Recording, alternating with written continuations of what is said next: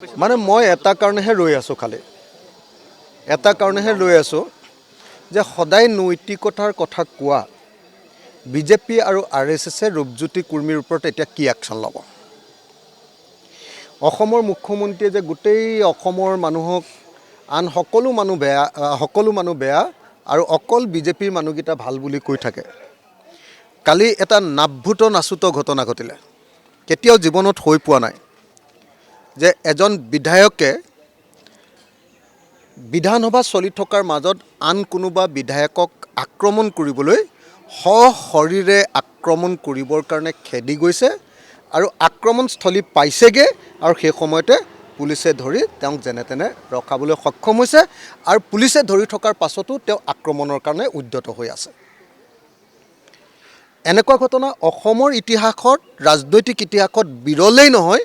ভাৰতৰ ৰাজনৈতিক ইতিহাসৰো এইটো এটা নজিৰবিহীন ঘটনা এই ঘটনাৰ পাছত উপাধ্যক্ষই সঠিক সিদ্ধান্ত ল'ব নোৱাৰিলে উপাধ্যক্ষ কালি ব্যৰ্থ হৈছে উপাধ্যক্ষই কালি ডাইৰেক্টলি শাসক দলৰ হৈ কাম কৰা আমি দেখিবলৈ পালোঁ অধ্যক্ষ ডাঙৰীয়াই কিবা একশ্যন ল'ব বুলিও আমি আশা কৰি ৰৈ আছোঁ কিন্তু আশা কৰি ৰৈ আছোঁ যে কাইলৈ বা পৰহিলৈ যেতিয়া অসমৰ মুখ্যমন্ত্ৰী বিধানসভালৈ আহিব অসমৰ মুখ্যমন্ত্ৰীয়ে বিধানসভাত ইয়াৰ ওপৰত বিবৃতি প্ৰদান কৰিব আৰু আমি শুনিবলৈ পাম যে এনেকুৱা ধৰণৰ নিকৃষ্ট কাম কৰাৰ কাৰণে ৰূপজ্যোতি কুৰ্মীক বিধায়ক ৰূপজ্যোতি কুৰ্মীৰ ওপৰত দলে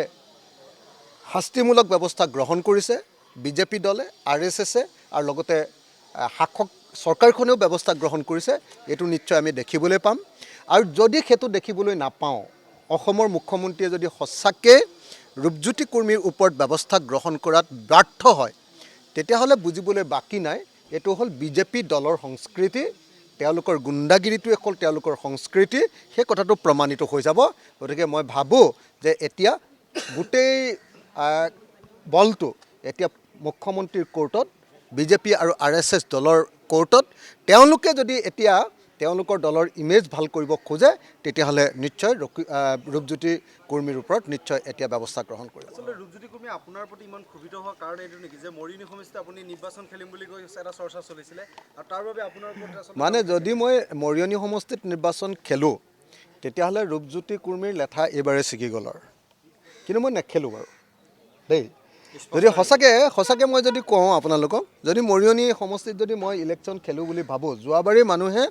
একেবাৰে হাহাকাৰ কৰি গোটেই সমষ্টিৰ মানুহে কান্দি মেলি একদম শেষ এইবাৰ যদি মই সঁচাকৈ খেলিব খোজোঁ এইবাৰতো জনসংখ্যাৰ গাঁথনিও বদলি গুচি গ'ল সমষ্টিটোৰ এইবাৰ যদি মই খেলিব খোজোঁ তেতিয়াহ'লে এই বিধানসভাখনেই ৰূপজ্যোতি কুৰ্মীৰ কাৰণে শেষ বিধানসভা তেওঁ আৰু কেতিয়াও জিকিব তাত নোৱাৰে তেওঁ ভয় খাই আছে যে মই সঁচাকৈ ইলেকশ্যন খেলিমগৈ নেকি তেওঁ টেনশ্যনত আছে তেওঁৰ দুটা টেনশ্যন এটা টেনশ্যন হ'ল এইবাৰ ইলেকশ্যনত হাৰিব নেকি আনটো টেনশ্যন হ'ল তেওঁক মানে কংগ্ৰেছে তেওঁক ইটো নিদিলে সিটো নিদিলে বিজেপিও একো নিদিলে এতিয়া সেইকাৰণে দুইটা টেনশ্যনতে তেওঁ চাগে হতাশগ্ৰস্ত হৈ এইটো কৰিছে মই আশা কৰিম যে ৰূপজ্যোতি কুৰ্মীয়ে ভৱিষ্যতে এনেকুৱা কাম নকৰিব বুলি যিটো ক্ষমা খুজিছে মই আশা কৰিম যে ৰূপজ্যোতি কুৰ্মীয়ে এনেকুৱা কাম আৰু ভৱিষ্যতে নকৰিব আমাৰ বিধায়কবিলাকৰ সন্মান সংসদীয় গণতন্ত্ৰৰ সন্মানটো যাতে ৰক্ষা কৰি চলে আপুনি নেখেলে মানে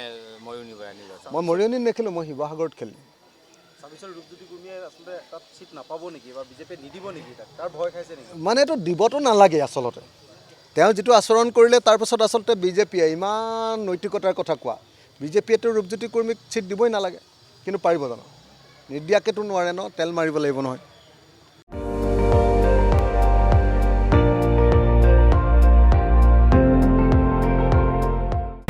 আপুনি চাই আছে ND24